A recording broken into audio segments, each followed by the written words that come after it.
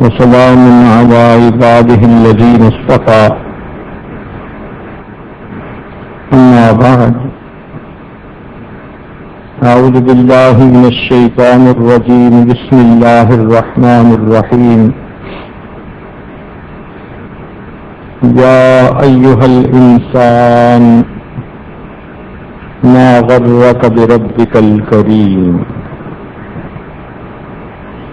وقال الله تعالى في مقام آخر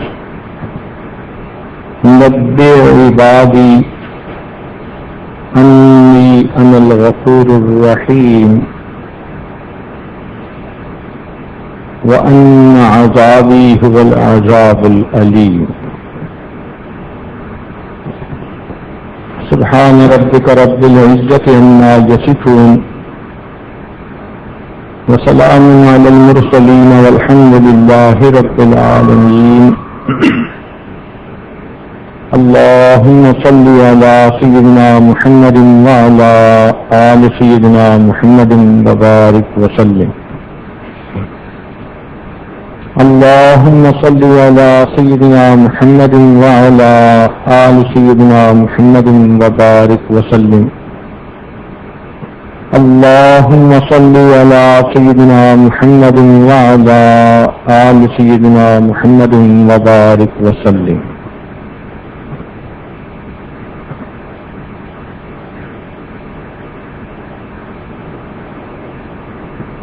اللہ رب العزت ہر خیر کے دینے والے ہیں، بندہ ہر خیر کا لینے والا ہے۔ اللہ تعالیٰ اپنی صفات میں کامل ہیں اور اس کی صفات کی کوئی انتہا بھی نہیں۔ جس کے ناموں کی نہیں ہے انتہا، جس کے ناموں کی نہیں ہے انتہا، ابتدا کرتا ہوں اس کے نام سے۔ اللہ تعالیٰ کی صفات میں سے ایک صفت یہ ہے کہ وہ بڑے قدردان ہیں۔ قدردان کا کیا مطلب؟ کہ کسی کے کیے ہوئے چھوٹے سے عمل کا بھی لحاظ فرماتے ہیں، اس کو ضائع نہیں ہونے دیتے۔ اس لیے قرآن مجید نے ایک دستور بتا دیا، انی لا اضیع عمل عامل منکم من ذکر او انثی، مرد ہو یا عورت، بے شک میں کسی کے بھی کیے ہوئے عمل کو ضائع نہیں کروں گا۔ یہ بہت بڑا اصول ہے۔ اس کی چھوٹی سی مثال سمجھ لیجئے کہ اگر کسی بڑے افسر کے ہاں کوئی کلرک کام کرتا ہے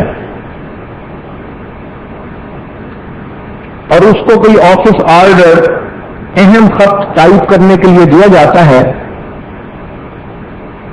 تو وہ جب اسے ٹائپ کرتا ہے تو اس کی غلطیاں نکلتی ہیں، پھر دوسرے کاغذ پر غلطیوں کو ٹھیک کرتا ہے، پھر اس کی سیٹنگ دیکھتا ہے کہ وہ لیٹر خوبصورت نظر آنا چاہیے۔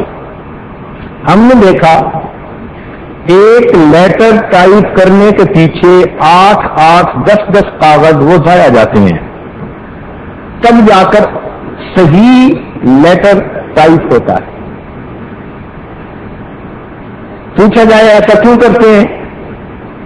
کہیں گے خط بھی اہم ہے اور پرسنالٹی اس سے بھی زیادہ اہم ہے، جس کے سامنے پیش ہونا ہے۔ جب اس کے سامنے جائے تو اس میں غلطی نہیں ہونی چاہیے۔ اگر اللہ رب العزت نے یہ حکم دے دیتے کہ میرے بندو مجھے غفلت کے بغیر تمہاری نمازیں مطلوب ہیں، ہمارا کیا بنتا؟ ہم کہاں جاتے؟ ہم تو شاید پوری زندگی میں بھی کوئی ایسی نماز نہ پڑھ پاتے۔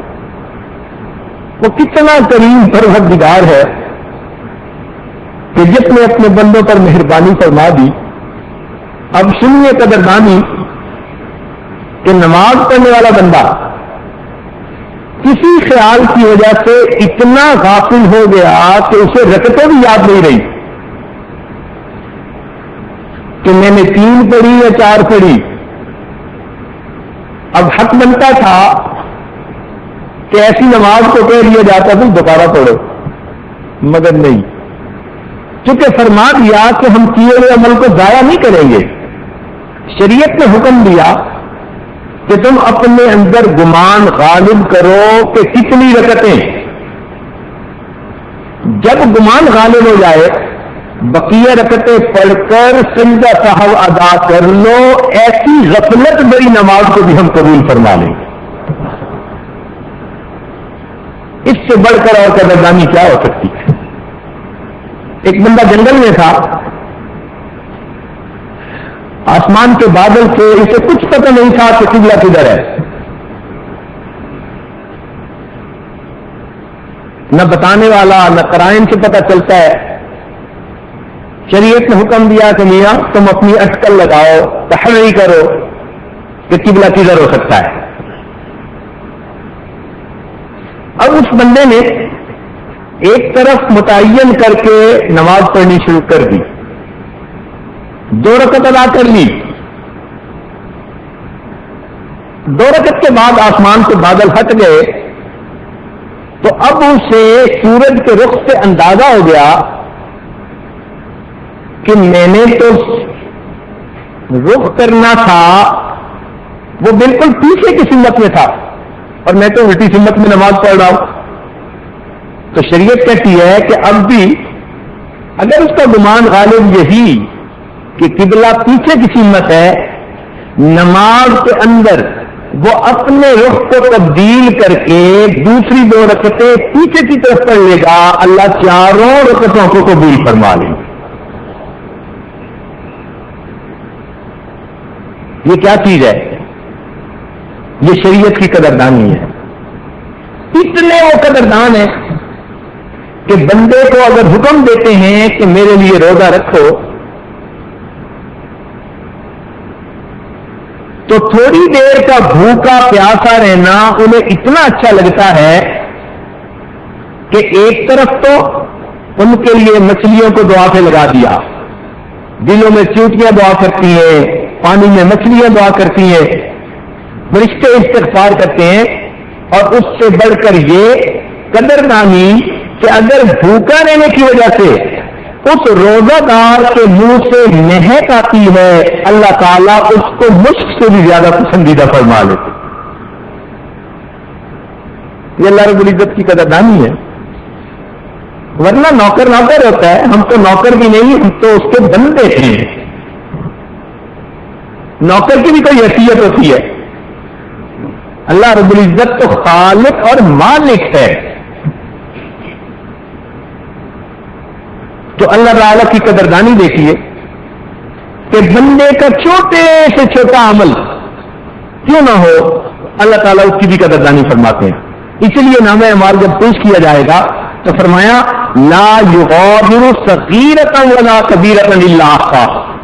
مفسرین نے نقطہ لکھا کہ صغیرہ کو پہلے بیان کرنے کا مقصد یہ تھا بندے تیرے بڑے عملوں پر تمہیں اجر دو نہیں صحیح، میں وہ قدردان ہوں تیرے چھوٹے عملوں کو بھی تیرے نامہ اعمال میں لکھوا دوں گا. اللہ رب العزت بڑے قدردان، وہ بڑے مہربان ہیں. چنانچہ ان کی قدردانی دیکھیے کہ حضرت ایوب علیہ السلام کو اللہ تعالیٰ نے ایک آزمائش میں ڈالا، اس لیے کہ دنیا دار الابتلاء ہے، دار الامتحان ہے. انہیں ایک بیماری آئی، بیوی بچے فوت ہو گئے، باغات ختم ہو گئے. اللہ تعالیٰ نے ایک مرتبہ سب نعمتیں ان کو لے لی، یہ دیکھنے کے لیے کہ میرا بندہ اس پر صبر کیسے کرتا ہے. سیدنا ایوب علیہ السلام نے اس پر صبر کیا. ان کا یہ صبر پروردگار عالم کو اتنا پسند آیا کہ اللہ رب العزت نے ان کو نعمتیں بھی واپس لوٹائیں، ان کی تعریفیں بھی قرآن میں کی، ان کے بارے میں 3 لفظ استعمال کیے اور تعریف کرنے کا حق ادا کر دیا. فرمایا انا وجدناہ صابرا ہم نے انہیں صبر کرنے والا پایا. نعم العبد، میرا کتنا اچھا بندہ، انہ اواب، وہ میری طرف رجوع کرنے والے. 3 لفظوں نے ان کی تعریف کرنے کا حق ادا کر دیا. اور پھر جو لیا تھا صرف یہی نہیں کہ وہی واپس لوٹایا، بلکہ اللہ تعالیٰ فرماتے ہیں کہ جتنا لیا تھا اتنا اور بھی عطا فرما دیا. قدردانی دیکھیے. چنانچہ فرمایا وَوَهَبْنَا لَهُ أَهْلَهُ وَمِثْلَهُمْ مَعَهُمْ، اہل بھی عطا دیے اور جتنے تھے اتنے اور بھی عطا فرما دیے. وَوَهَبْنَا لَهُ أَهْلَهُ وَمِثْلَهُمْ مَعَهُمْ رَحْمَةً مِّنْ عِنْدِنَا وَذِكْرَى لِأُولِي الْأَلْبَابِ. نِعْمَةً مِّنْ عِنْدِنَا وَذِكْرَى لِأُولِي الْأَلْبَابِ. یہ ہماری طرف سے نعمت، رحمت. اور یہ یعنی عقل مندوں کے لیے یہ یاد رکھنے کی بات. ہم چھوٹے سے تھے تو ہمارے محلے کی دکان میں ایک بڑے میاں دکاندار تھے، کریانے کی بقالہ کی دکان تھی. تو کبھی کبھی جب گھر کا کوئی بڑا کہتا کہ فلاں چیز لے آؤ اور ہم اس دکاندار سے لینے جاتے، وہ بڑا خوش ہوتا، سودا بھی دیتا اور کوئی نہ کوئی میٹھی چیز بھی ہمیں دے دیتا. ہماری عمر چند سال تھی تو واپس آ کر ہم امی سے پوچھتے کہ امی یہ کیا معاملہ ہے؟ تو امی کہتی کہ تمہارے والد کے وہ بہت گہرے دوست تھے، سالوں سے ہمارا ان کے ساتھ گھر کا خاندانی تعلق ہے، تمہیں ہم بہت کم دیکھتے ہیں، تو جب کبھی تمہیں دیکھتے ہیں تو وہ محبت جوش میں آتی ہے، سودا بھی دے دیتے ہیں اور وہ کچھ اپنی طرف سے تمہیں کھانے کے لیے ہدیہ بھی دے دیتے ہیں. تو ہم جب قرآن مجید کی یہ آیت پڑھتے ہیں نا تو بچپن کا وہ واقعہ یاد آ جاتا ہے. پروردگار عالم نے ایوب علیہ السلام کو ان کے تمام اہل بھی واپس لوٹائے ومثلہ، اور ان جیسے اور بھی عطا فرما. یہ قدردانی ہوتی ہے. اللہ رب العزت بڑے قدردان. قدردانی کا یہ مطلب کہ دوسرا بندہ جو مانگتا ہے دینے والا اس کی امید سے بڑھ کر اسے دیتا ہے. ٹوٹے رشتے وہ جوڑ دیتا ہے، ٹوٹے رشتے وہ جوڑ دیتا ہے، بات رب پہ جو چھوڑ دیتا ہے، اس کے لطفوں کرم کا کیا کہنا، لاکھ مانگو کروڑ دیتا. وہ بڑا قدردان ہے. پروردگار عالم بڑے قدردان. چنانچہ بی بی عافیہ بنت مزاحم فرعون کی بیوی ایمان لے آئی. فرعون کو پتہ چلا تو بڑا غصہ. اس نے پہلے پیار سے سمجھایا کہ باز آ جاؤ. انہوں نے کہہ دیا نہیں اب تو میں یہ سودا کر چکی، اب پیچھے ہٹنے کا سوال ہی پیدا نہیں ہوتا. یہ پوائنٹ آف نو ریٹرن ہے. اب اس کی انا کا مسئلہ بن گیا. ایک طرف خدائی کا دعویٰ کرنے والا اور دوسری طرف جس سے محبت کرتا تھا اس کی محبوبہ ہی حضرت موسیٰ علیہ السلام پر ایمان لے آئی. غصے میں کہنے لگا، یہ حمیت الجاہلیہ بھی عجیب ہوتی ہے. کہنے لگا آسیہ مان جاؤ. اس نے کہا نہیں ہرگز نہیں، میں سچ تو پا چکی ہوں. سچ پانے کے بعد بندہ جھوٹ کی طرف نہیں جاتا. کہنے لگا میں تمہیں بہت عبرتناک سزا دوں گا. ان کا ٹھیک ہے جو تمہاری مرضی ہے تم کرو، میں نے جو کرنا تھا میں کر چکی. آسیہ اس محل میں تمہارے اشارے پر سینکڑوں باندیاں ہیں، سینکڑوں خدام ہیں، تمہاری ہر خواہش پوری ہوتی ہے، تم عیش و آرام کی زندگی گزارتی ہو. میں نے لاکھوں عورتوں میں سے تمہاری خوبصورتی کی وجہ سے تمہیں پسند کیا، تم سب نے ان کو چھوڑ دو گی. وہ کہنے لگی میں اب اللہ والی ایسی ذات کو پا چکی ہوں کہ اس کی خاطر ہر چیز کو چھوڑ سکتی. اب غصے میں بھر گیا. کہنے لگا اچھا میں اب تیری پبلک انسلٹ کروں گا. تجھے پتہ چلے کہ تو نے یہ کام کیا کیسے. دربار لگایا اور بی بی آسیہ کو گرفتار کروایا.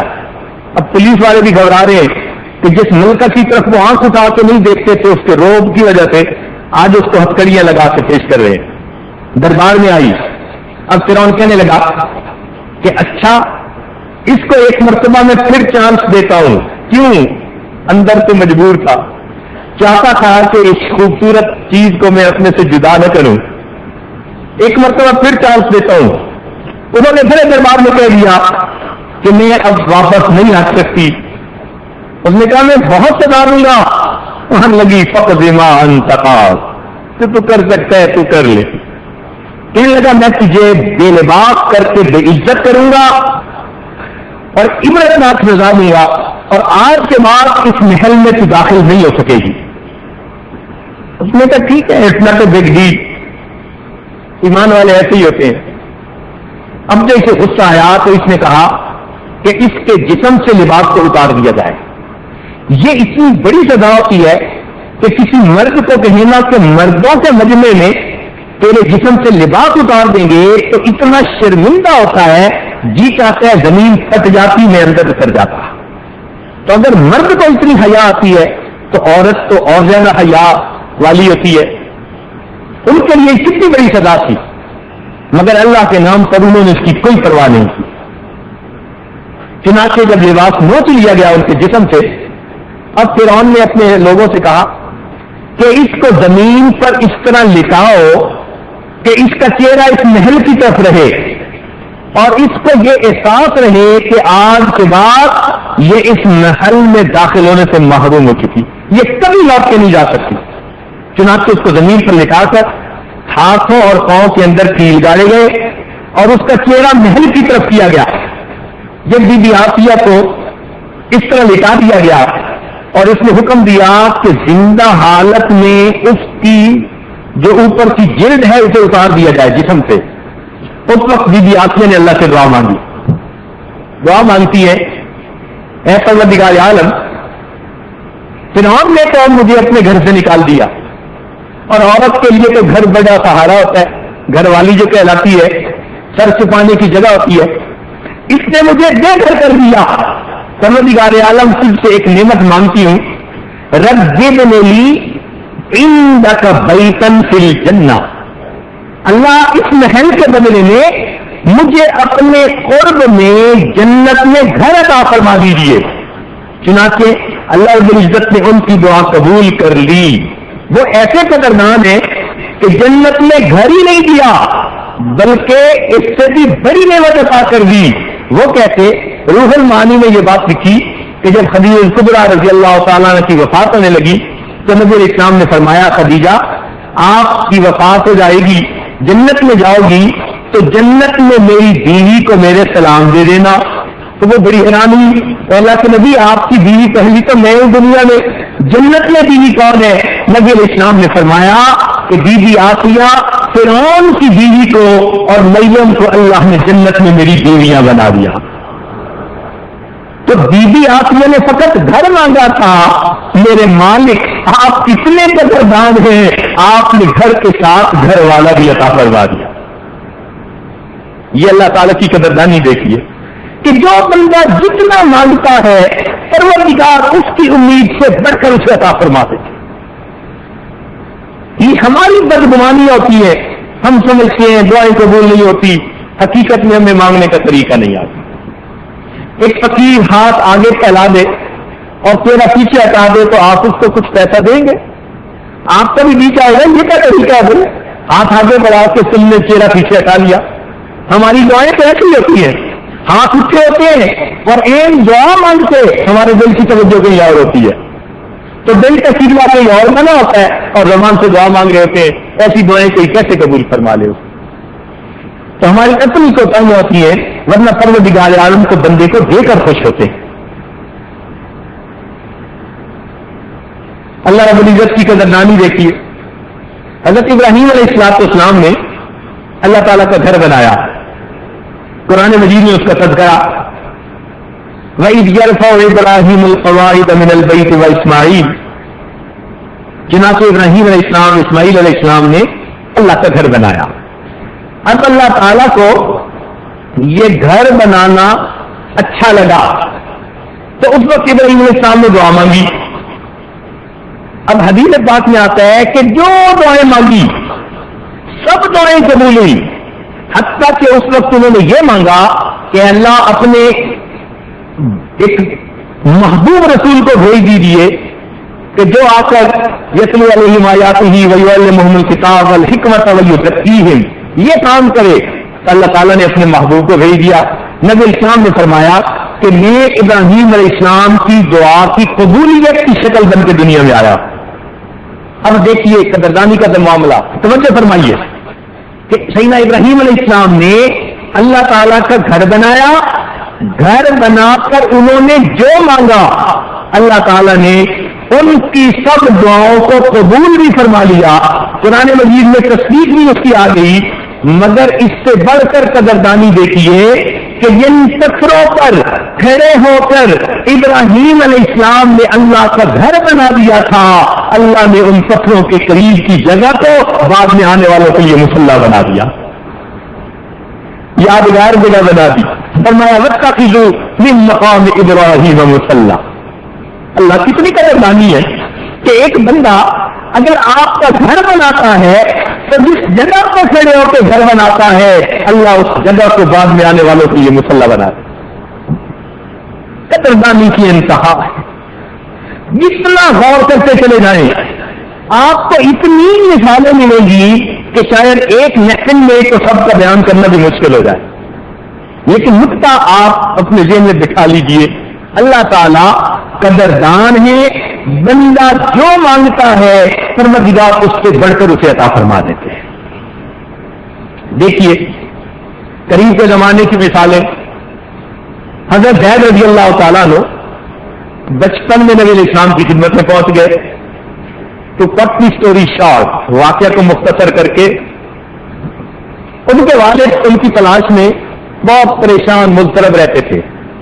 اطلاع مل گئی کہ فلاں جگہ، چنانچہ وہ اپنے بھائی کو لے کے یعنی ان کے چچا کو لے کے وہاں پہنچے. بیٹے سے بات کی، سمجھایا کہ تمہاری والدہ تمہارے لیے پریشان ہوتی ہے، روتی ہے، ہم روتے ہیں، بڑے اداس ہوتے ہیں. بیٹے چلو واپس اپنے والدین کے پاس جا کر زندگی گزارو. پھر اس کے بعد وہ نبی علیہ السلام کی خدمت میں آئے اور وہاں آ کر انہوں نے یہی کہا کہ اے بنو ہاشم کی اولاد، آپ لوگ بڑے کریم ہیں اور بڑے سخی ہیں اور بڑے اخلاق والے ہیں. یہ بچہ ماں باپ سے دور ہے، اب ہمیں یہ مل گیا تو ہماری اداسی مٹا دیجیے اور بچے کو ہمارے ساتھ روانہ فرما دیجیے. جب انہوں نے یہ بات کہی تو نبی علیہ السلام نے آگے سے اتنا پیارا جواب دیا، فرمایا کہ یہ معاملہ میں زید پر چھوڑتا ہوں، اگر وہ آپ کے ساتھ جانا چاہے تو میری طرف سے جانے کی اجازت ہے، اور اگر وہ میرے پاس رہنا چاہے تو میں اسے جانے سے مجبور نہیں کروں گا. جب یہ بات کہی اور زید بن عامر نے سنا تو چوائس میرے اوپر آ گیا کہ ناچیے وہ اٹھے اور آ کے نبی علیہ السلام کی گود میں بیٹھ گئے. سبحان اللہ. ایک بچے سے دیکھو کیا اچھا چناؤ کیا، کیا پیارا چناؤ کیا. اللہ اکبر. چنانچہ نبی علیہ السلام نے ان کو اپنا بیٹا بنا لیا. یہ صحابی وہ صحابی ہیں جن کا نام قرآن مجید میں بھی آیا اور جن کو پوری زندگی زید بن محمد کے نام سے پکارا جاتا رہا. اب اللہ تعالیٰ کی قدردانی دیکھیے کہ اللہ تعالیٰ نے فقط ان کو محبوب کا گھر ہی نہیں دیا بلکہ دنیا میں بھی اتنی خوش نصیبی ہے کہ اس صحابی کو زید بن محمد کے نام سے پکارا جاتا تھا. اللہ اکبر. اللہ تعالیٰ بڑی قدردان ہے. اسی طرح کا واقعہ ہے حضرت سلمان فارسی لانوں کا کہ بچپن میں گھر چھوڑ کے کسی رائج کے پیچھے پہنچے، چلتے چلتے نبی علیہ السلام کی خدمت میں حاضر ہوئے. گھر چھوڑا، وطن چھوڑا، خیش قبیلہ چھوڑا، اپنا سب کچھ قربان کر دیا. اب اصحاب صفہ میں رہتے ہیں، ان کے منیٹر ہیں اور وہاں پر اپنا وقت گزارتے ہیں. اب جس نے سب کچھ اللہ کے نام پہ قربان کر دیا اس پر پروردگار عالم نے یہ اجر اور بدلہ دیا. ایک مرتبہ نبی اسلام نے فرمایا سلمان منا اہل البیت کہ سلمان تو میرے اہل بیت میں سے ہے. اب سلمان رضی اللہ تعالیٰ عنہ وہ تو فارسی تھے, وہ تو ایران سے گئے تھے, وہاں کہاں ان کا اپنا خیش قبیلہ اور کہاں نبی علیہ السلام کے اہل بیت. لیکن بندہ جو قربانی دیتا ہے اللہ تعالیٰ اس کی قربانی کو رائگاں نہیں جانے دیتے. پروردگار نے وہ درجہ دیا کہ اللہ تعالیٰ کے محبوب کی زبان سے نکلا کہ سلمان تو میرے اہل بیت میں سے. تو اللہ رب العزت بڑے قدردان ہے. بندہ جو مانتا ہے اللہ تعالیٰ اس سے بڑھ کر عطا فرما دے.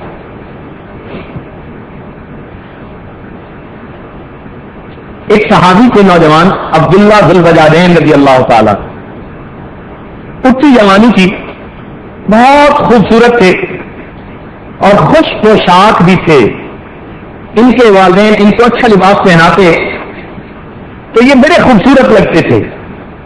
اپنے چند دوستوں کے ہمراہ نبی علیہ السلام کی خدمت میں حاضر ہوئے تو نبی علیہ السلام کے ہاتھوں پر انہوں نے اسلام قبول کیا. واپس گئے اس ارادے کے ساتھ کہ اب میں اپنے ایمان کو چھپاؤں گا, مگر عشق اور مشق چھپنے والی چیزیں ہی نہیں ہے.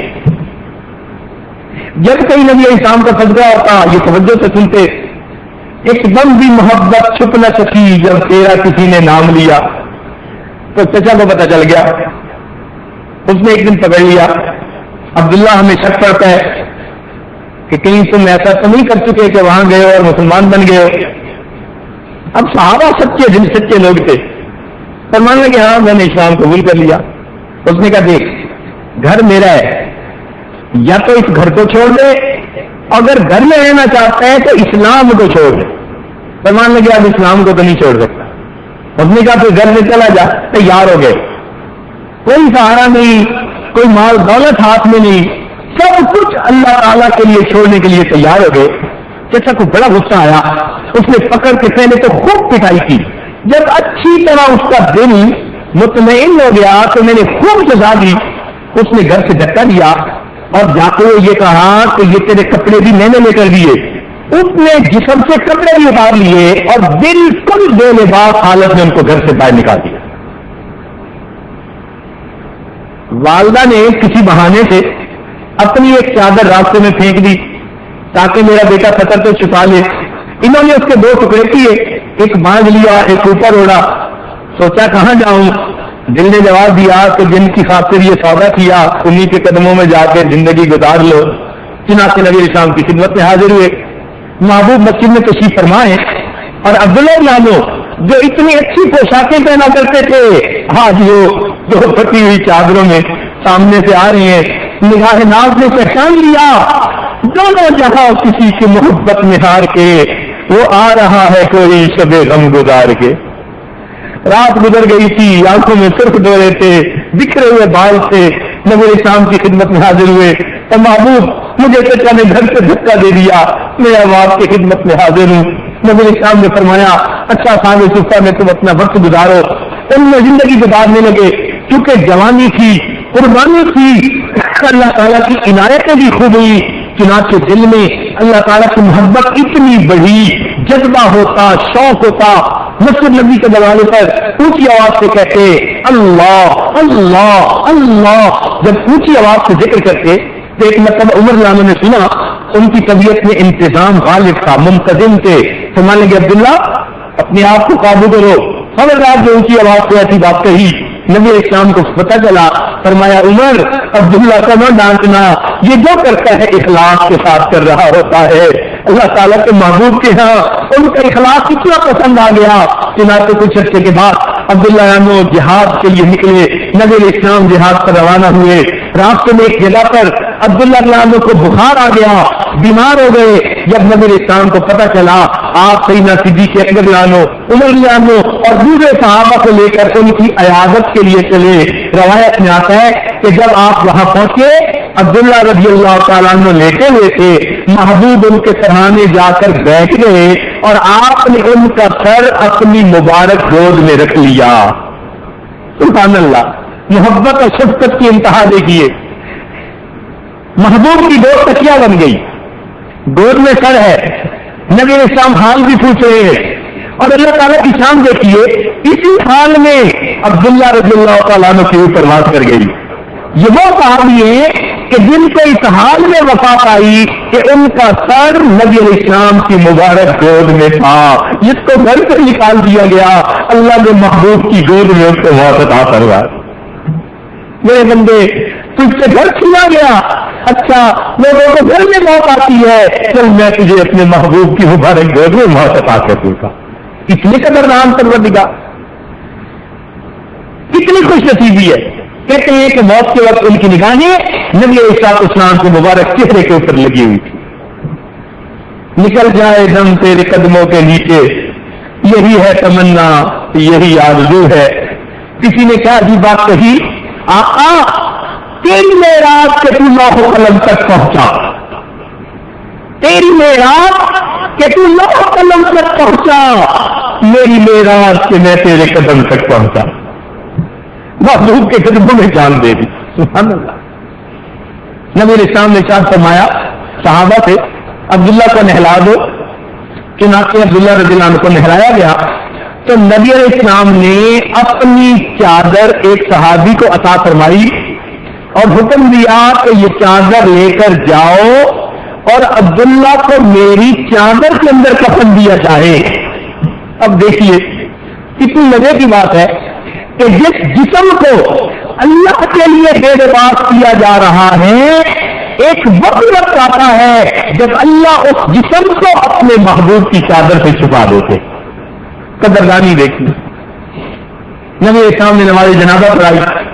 شریعت کا حکم ہے کہ میت کو قبر میں اتارنے کے لیے جو سب سے قریبی رشتہ دار ہو وہ نیچے اترے۔ اب وہ تو اپنے سب رشتہ داروں کو چھوڑ کر آ گئے تھے۔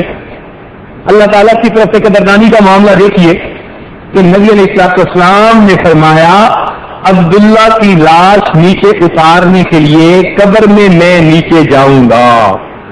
چنانچہ نبی علیہ السلام ان کی قبر میں پہلے اترے اور آپ نے اپنے مبارک ہاتھوں میں ان کی لاش کو لیا، میت کو لیا اور اپنی امانت نبی علیہ السلام نے زمین کے سپرد کر دی۔ اور اس وقت نبی علیہ السلام نے دعائیہ کلمات کہے، عمر رضی اللہ عنہ نے سنے، مسجد میں آ جاتے تھے اور بیان کیا کرتے تھے، فرماتے تھے کہ ان کلمات کو سن کر عمر کے دل میں یہ تمنا پیدا ہوئی، کاش کہ آج عمر کی لاش ہوتی اور محبوب یہ الفاظ کہہ رہے تھے۔ صحابہ نے پوچھا امیر المومنین آخر وہ کون سے الفاظ تھے کہ جن کو سن کے آپ کے دل میں تمنا پیدا ہوئی؟ عمر نے کہا میں نے سنا آقا نے یہ فرمایا، ان کو زمین پر لکھا کر اللہ میں عبداللہ سے راضی ہوں، تو بھی عبداللہ سے راضی ہوگا۔ کہ اللہ میں عبداللہ سے راضی ہوں، میرے مالک سے بھی عبداللہ سے راضی۔ وہ مالک اتنے قدردان ہیں، اتنے مہربان ہیں، اللہ اکبر کبیرہ۔ تو سچی بات تو یہ ہے کہ ہمیں ان کی اس صفت کا صحیح اندازہ ہی نہیں۔ وہ بڑی قدردان ہے اور بڑے مہربان ہیں، جبکہ اس کے مقابلے میں انسان پر اگر نظر دوڑائے، انسان بڑا بے قدرہ، بڑا بے قدرہ۔ قرآن مجید میں فرما دیا گیا ان الانسان لربہ لکنود وانہ علی ذلک لشہید۔ نا شکرا، نعمتیں کھا کھا کر دانت تو گھس جاتے ہیں، کبھی شکر ادا کرتے ہوئے اس کی زبان نہیں گھستی۔ تو ہم انسان نہ شکرے نہ قدرے۔ اللہ رب العزت جیسی حوصلہ والی ذات، اللہ تعالیٰ کا حلم کتنا ہے، حوصلہ کتنا ہے۔ پروردگار کے حوصلے کا تصور کیجئے اور پھر سوچئے کہ پروردگار نے بھی قرآن مجید میں کہہ دیا ما قدر اللہ حق قدری، انہوں نے اللہ کی قدر نہیں کی جیسی کرنی چاہیے۔ کتنے بے قدرے ہم، ایسے بے قدرے کہ پروردگار نے کہہ دیا ما قدر اللہ حق قدری، انہوں نے قدر نہیں کی جیسی قدر کرنی چاہیے۔ قرآن مجید میں ایک جگہ اللہ تعالیٰ نے قسم کھا کر فرمایا میں ہی تمہیں رزق دینے والا ہوں۔ جب یہ آیت اتری تو مدینہ کے ایک چرواہے تھے جو بکریاں چرایا کرتے تھے، مدینہ واپس آئے، پوچھا کوئی قرآن کی نئی آیت تو نہیں اتری، ان کو بتایا گیا، جب انہوں نے سنا غصے میں آ گئے، فرمانے لگے وہ کون ہے جس کو یقین دلانے کے لیے میرے اللہ کو قسم کھانی پڑ گئی؟ وہ کون ہے جسے یقین دلانے کے لیے میرے اللہ کو قسم کھانی پڑی؟ تو حق تو یہی بنتا تھا کہ ہم بھی اللہ رب العزت کی قدر کرتے جیسے کرنی چاہیے، مگر ہم بے قدرے تھے۔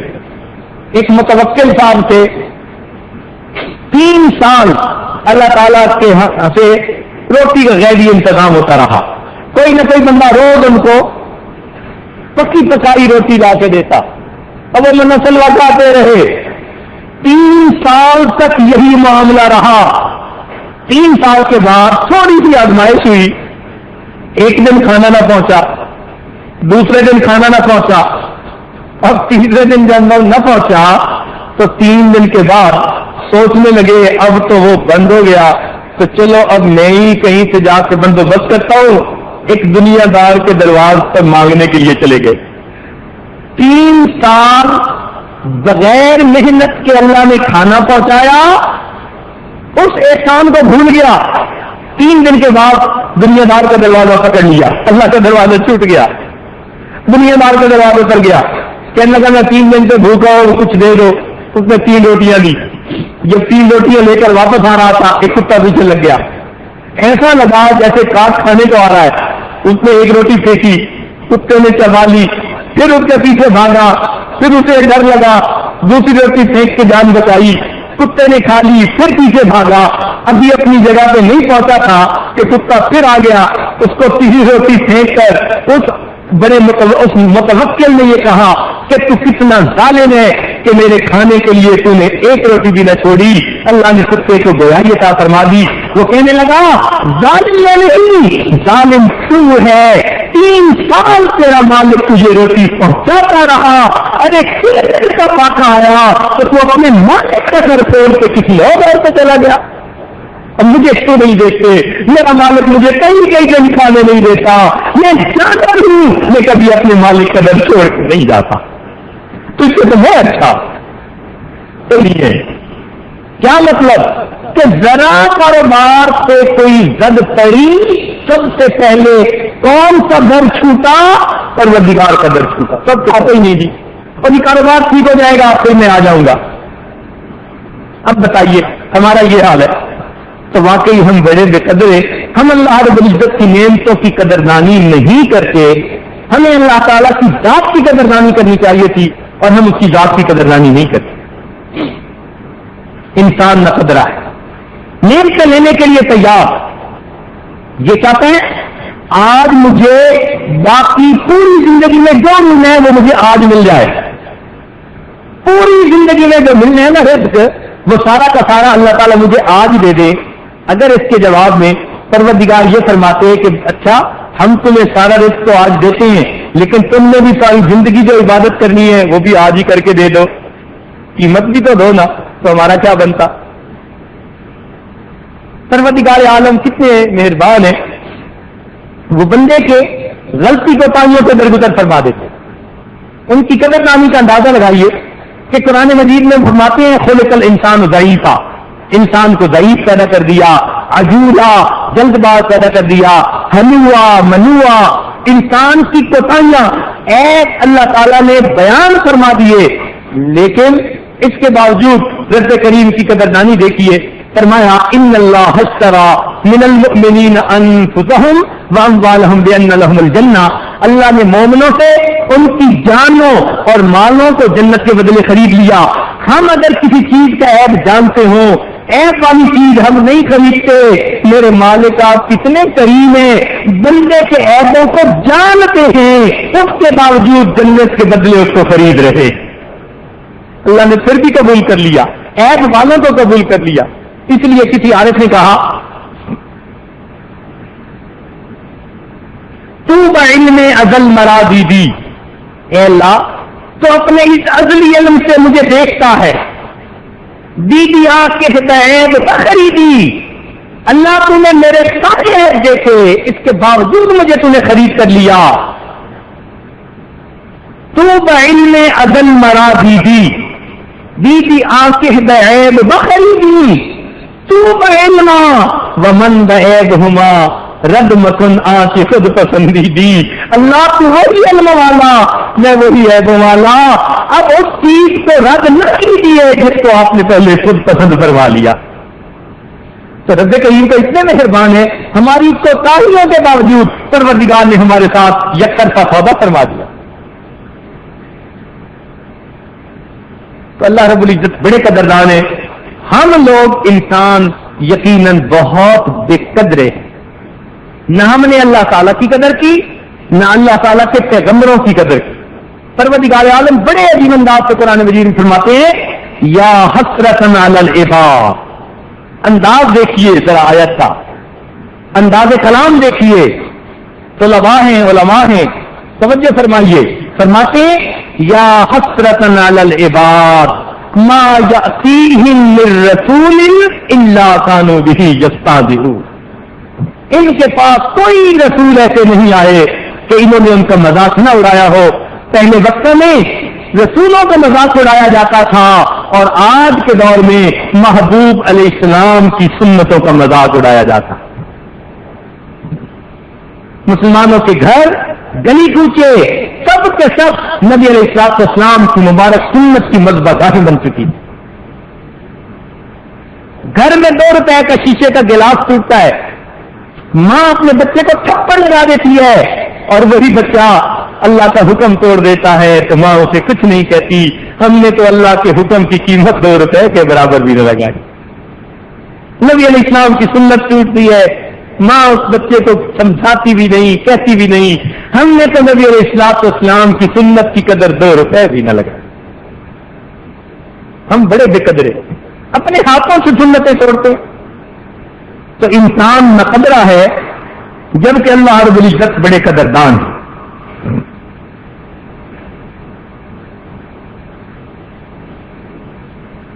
میرے دوستو, نعمتوں کی قدردانی نعمتوں کی موجودگی میں کر لیا کریں. نعمتوں کی قدردانی نعمت کی موجودگی میں کر لیا کریں.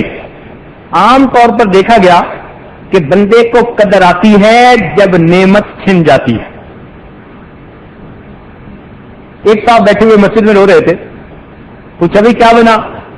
کہنے لگا جب آنکھیں تھی تو مہینوں گزر جاتے تھے, قرآن کی تلاوت نہیں کرتا تھا. اب شوگر کی وجہ سے بینائی چلی گئی. اب خیال آتا ہے کہ آخری پارہ ہی یاد کر لیتا تو کم از کم قرآن ہی پڑھ سکتا. اب تو میں قرآن پڑھنے سے ہمیشہ کے لیے محروم ہو چکا. اب قدر آئی. تو ہمیں قدر آتی ہے نعمت کے چھن جانے سے. پنجابی میں کہتے ہیں قدر آتی ہے مر گیا تو ٹر گیا, یعنی مر جانے کے بعد قدر آتی ہے کسی کی. آپ نے دیکھا ہوگا نا, میاں بیوی جھگڑتے رہتے ہیں, اور جب میاں فوت ہوتے ہیں اب بیوی کسرے بہا رہی ہوتی ہے, رم جھم آنسو گرا رہی ہوتی ہے, اور کہتی ہے نہیں اچھا تھا, بچوں کا خیال رکھتا تھا, آخر میں گھر میں تھی, مجھے کوئی بات تو نہیں کر سکتا تھا, میری زندگی میں یہ پریشانی تو نہیں تھی, اب میں بے سہارا کیسے رہوں گی. اب قدر آ گئی. زندگی میں خاوند بیوی کی بے قدری کرتا ہے, اور جب وہ فوت ہوتی ہے اب پریشان بیٹھا ہوتا ہے, او جی مجھے تو گھر کی فکر ہی نہیں ہوتی تھی, اس نے میرے بچوں کو سنبھالا ہوا تھا, میں نے کبھی بھی دن ہوتا رات ہوتا جب گھر آتا تھا وہ اللہ کی بندی میرے بچوں کو سنبھال کے بیٹھی ہوتی تھی. تو اب اس کی مجھے قدر آئی کہ اس کے جانے سے میرا کتنا نقصان ہو گیا. انگریزوں میں ایک دستور ہے کہ جب کوئی بندہ مرتا ہے تو یہ اس کو پھول لا کے دیتے ہیں, پھولوں کے گلدستے لے کے آتے ہیں. چنانچہ اس کی قبر پر منوں کے حساب سے, ٹنوں کے حساب سے پھول اوپر رکھ دیتے ہیں مرنے کے بعد. اس پر کسی شاعر نے ایک نظم لکھی انگریزی میں.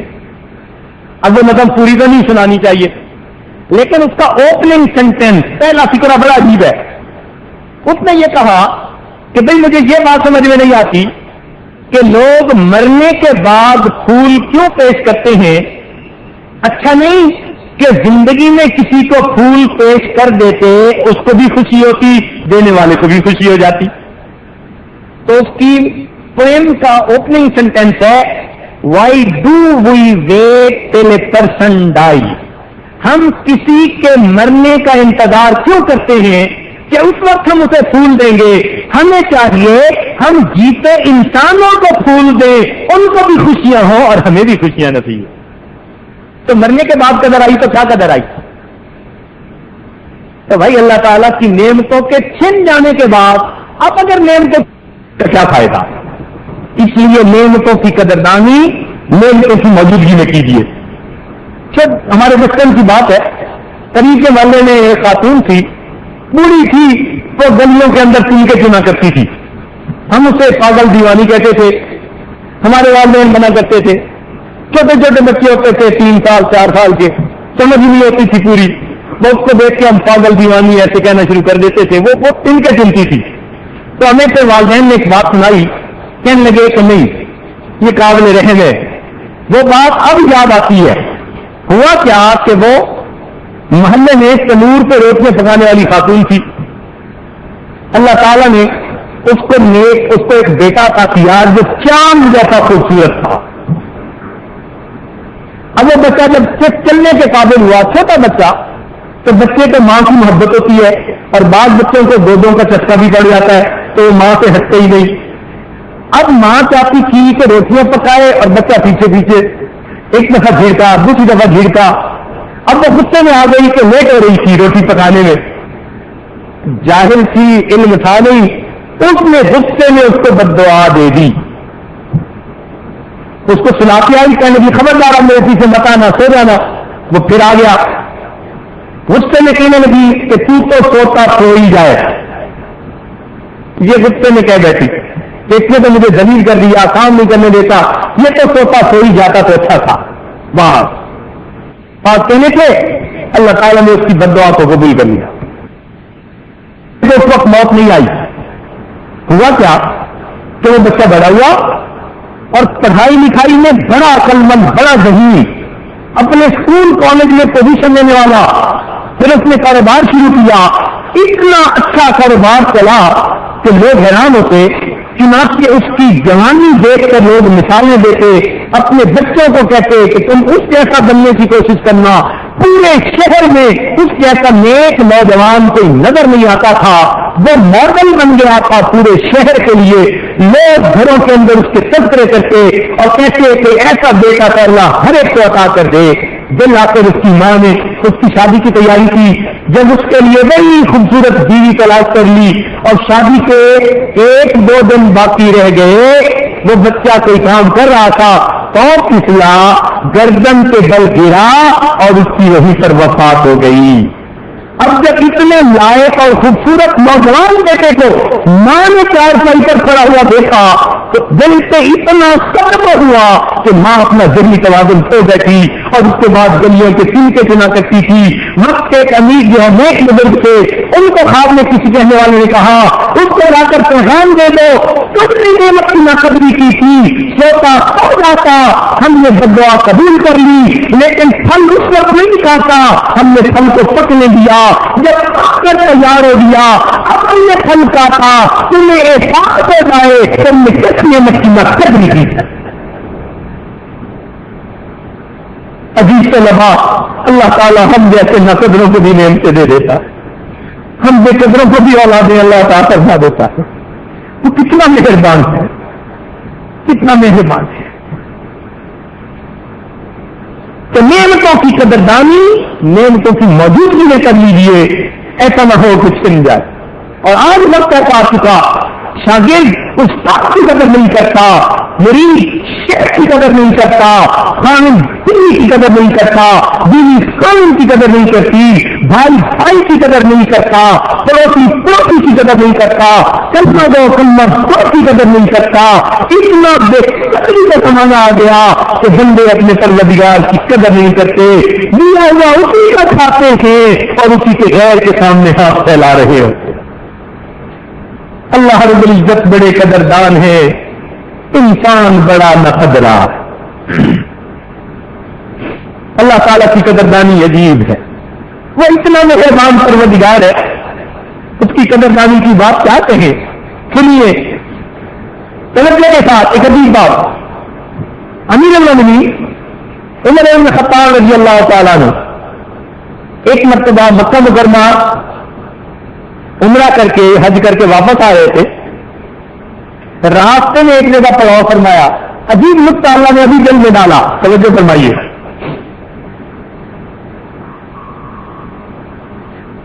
کھلا میدان تھا، رات کو سو گئے، رات کا آخری پہر ہے، ٹھنڈی ہوا چل رہی ہے، اچانک آنکھ کھلی، آنکھ کھلی آسمان پر نظر پڑی تو 24 کا چاند سامنے نظر آیا۔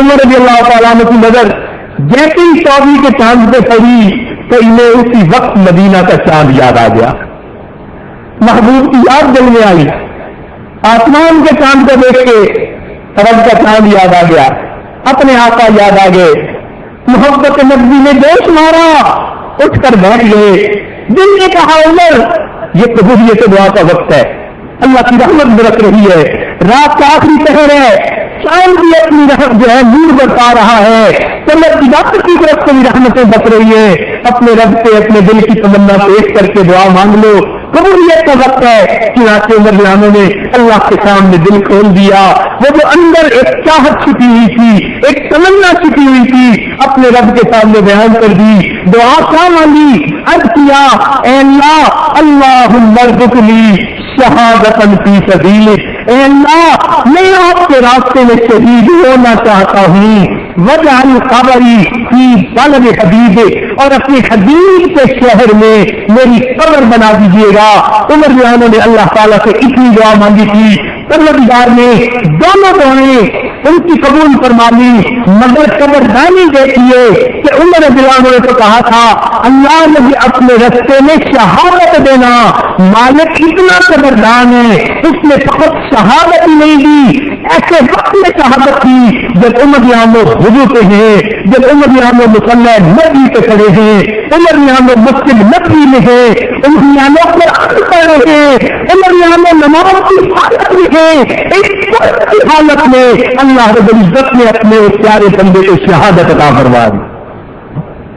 انہوں نے جو شہادت مانگی تھی نا، تو شہادت تو پتھر کی پوچھنے بھی ہو جاتی ہے، درخت کی اور بھی ہو جاتی ہے، کھلے میدان میں ہو جاتی ہے، دل پوچھنے میں ہو جاتی ہے، شہادت کے لیے جگہ کا کوئی فرق نہیں پڑتا، مگر مالک کی قدردانی دیتی ہے۔ انہوں نے فقط شہادت مانگی تھی، پروردگار نے دعا قبول کر لی اور ان کو ایسی کامل جگہ پر شہادت عطا فرمائی کہ جس جگہ پر انسان اللہ سے سار جوڑ کر کھڑا ہوتا ہے اس سے زیادہ انسان قریب نہیں ہوتا۔ الصلاۃ معراج المؤمن، جب وہ معراج کی کیفیت میں تھے پروردگار نے اس وقت جو ہے ان کو شہادت عطا فرمائی۔ انہوں نے دوسری دعا کیا مانگی تھی؟ دوسری دعا مانگی تھی وجعل قبری فی بلد حبیبک، اے اللہ اپنے محبوب کے شہر میں میری قبر بنا دینا۔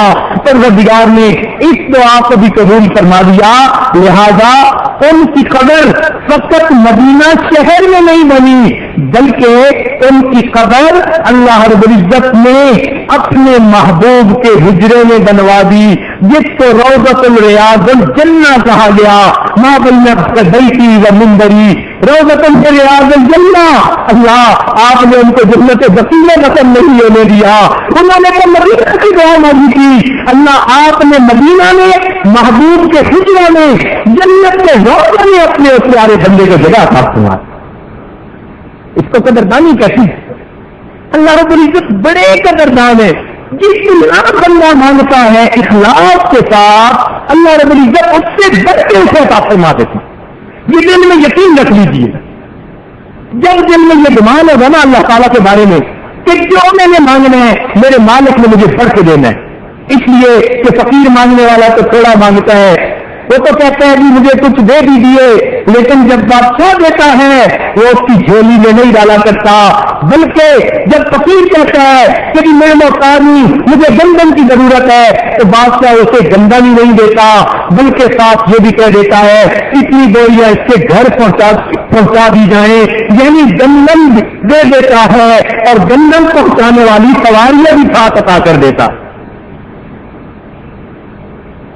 تو بادشاہوں کا دینا ہمیشہ عجیب ہوتا ہے، وہ گندم ہی نہیں لیتے، وہ گندم کو گھر پہنچایا کرتے۔ اللہ تعالیٰ بھی اسی طرح قدردان ہے، بندہ جتنا مانگتا ہے اللہ تعالیٰ اس سے بڑھ کر اس بندے کو عطا فرما دے. ہمارا اللہ رب العزت کے ساتھ ایسا حسن ظن ہو, ایسا اچھا گمان ہو دل میں کہ میں جو مانگوں گا میرا پروردگار اس سے بڑھ کر مجھے دے گا. اور اللہ تعالیٰ نے قانون بتلا دیا, انا عند ظن عبدی بھی, میں بندے کے ساتھ اس کے گمان کے مطابق معاملہ کر دیتا ہوں. اللہ والوں کی دعائیں کیوں قبول ہوتی ہیں؟ ان کے دل میں گمان اچھے ہوتے ہیں, اپنے مالک کے بارے میں بڑے بھروسے ہوتے ہیں, ہر طرف سے انہوں نے نظر ہٹا لی ہوتی ہے اور اپنے مالک کے در پر نظر جما دی ہوتی ہے. اس لیے اللہ رب العزت پر ان کی امیدوں کو نہیں توڑتے. وہ تو ایسے کریم ہیں کہ جب انہیں کوئی بندہ پیارا لگ جاتا ہے تو اس کے بارے میں فرما دیتے ہیں لو اقسم علی اللہ لابرہ, اگر قسم کھا کر وہ لوگ اللہ پر کوئی بات کر دیتے ہیں اللہ تعالیٰ ان لوگوں کی قسموں کو بھی پورا فرما دیا کرتے ہیں. اللہ رب العزت بڑے قدردان ہے. تو اس کی قدردانی کا معاملہ دیکھیے کہ رب کریم اپنا در کسی بندے کے لیے بند نہیں فرماتے. موت تک, جب تک یہ گلے کا گھنگرو بجنا شروع نہیں ہوتا, یہ جو سانس چڑھتا ہے موت کے وقت جا کے اور گلے میں سے آواز آتی ہے, جب تک یہ گلے کا گھنگرو نہیں بجتا اللہ تعالیٰ نے اس وقت تک توبہ کے دروازے کو بند نہیں فرمایا, کھلا ہے.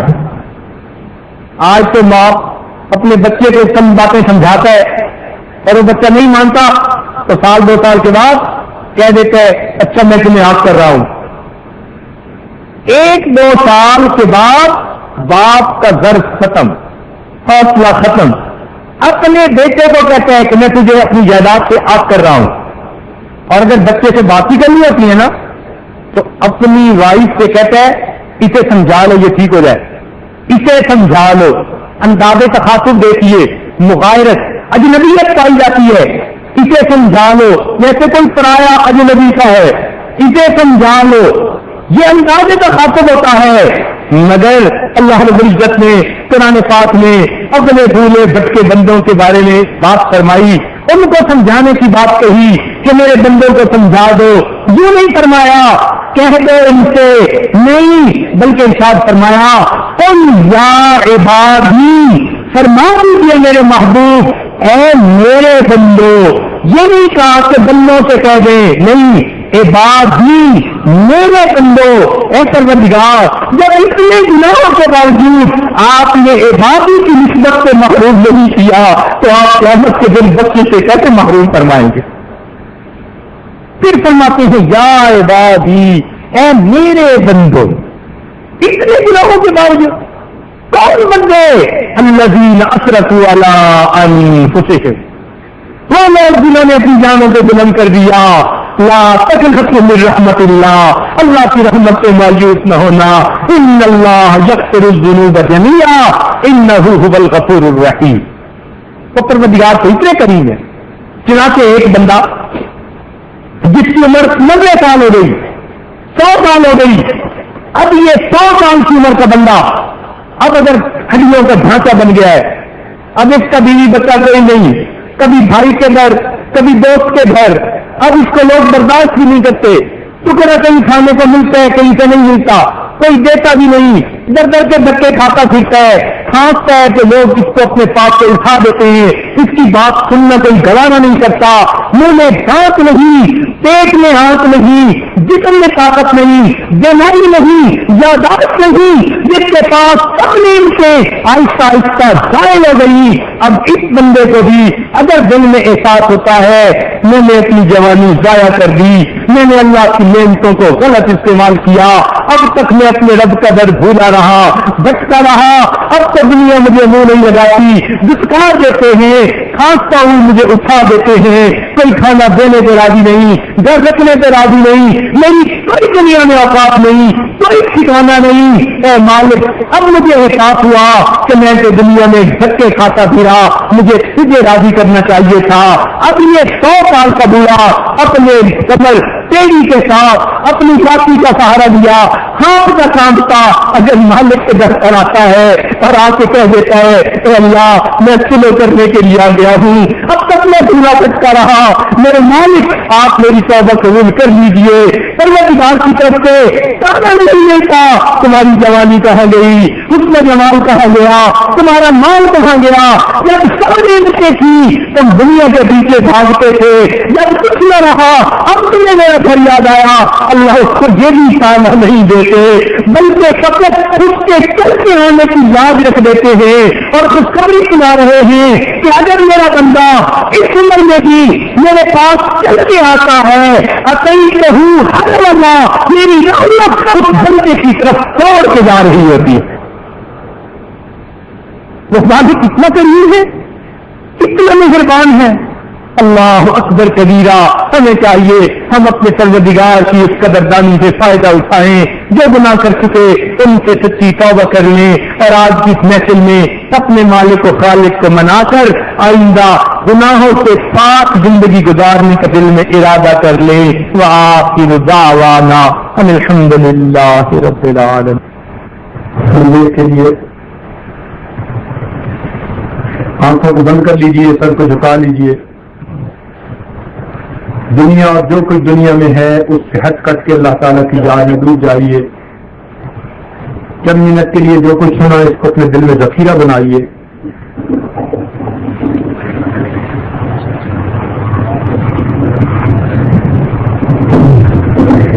انسان جب اپنے اندر جھانکتا ہے اس کو اپنی اصل تصویر نظر آتی ہے۔ اپنے من کے دریچے کو کھولیے، اپنی اصل تصویر کو دیکھیے۔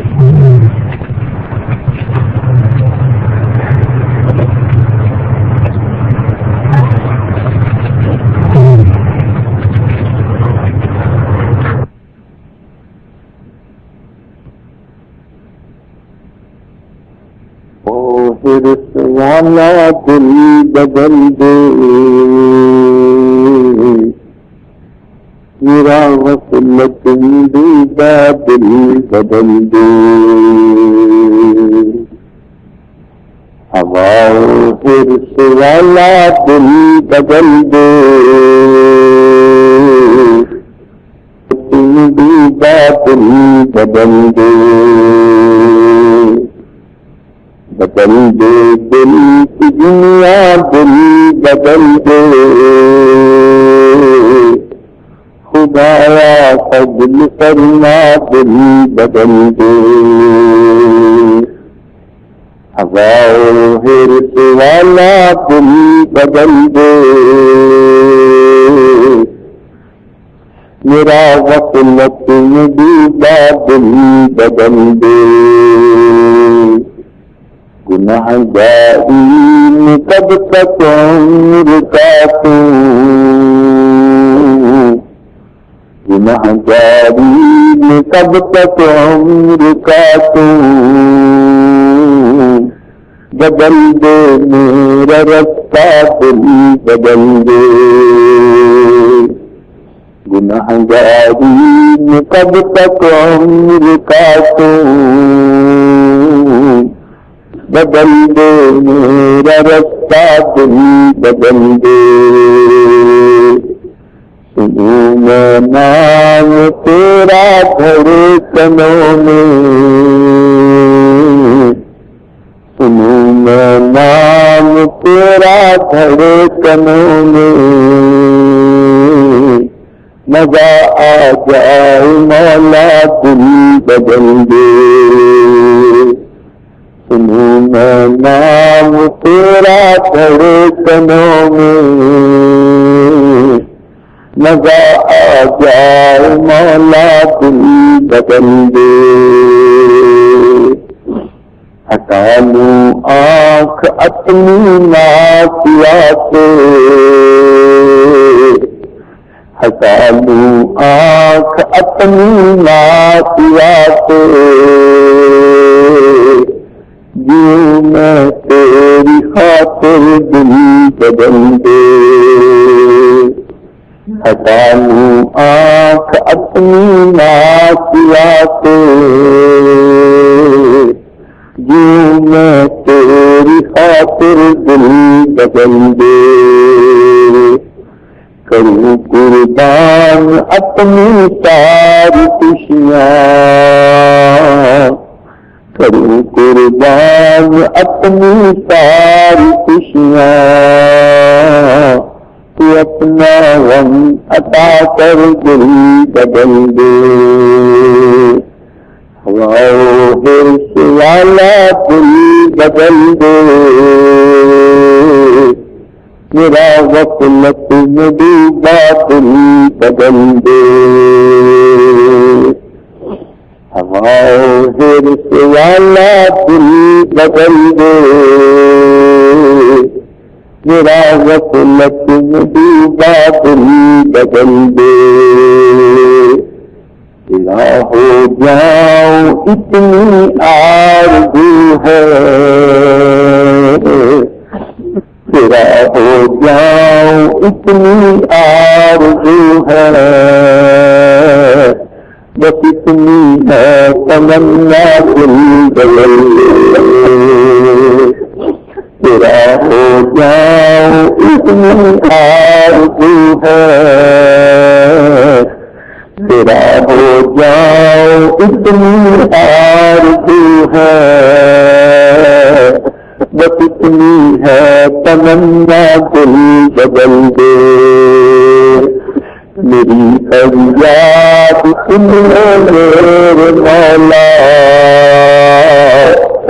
میری فریاد سن لے میرے مولا، بنا لو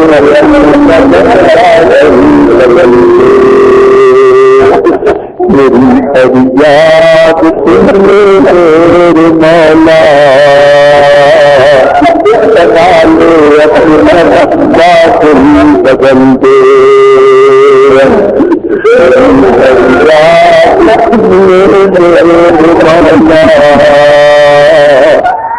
میری فریاد سن لے میرے مولا، بنا لے اپنا بندہ دل بدل دے، والا دل بدل دے، میرا غفلت میں ڈوبا دل بدل دے، گنہگاری میں کب تک عمر کاٹوں، گنہگاری میں کب تک عمر کاٹوں،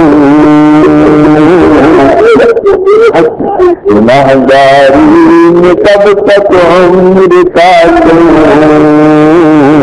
بدل دے میرا رستہ دل بدل دے، سنوں میں نام تیرا کھڑے چلوں میں، مزہ آ جائے مولا دل بدل دے، حرص والا دل بدل دے، میرا غفلت میں ڈوبا دل بدل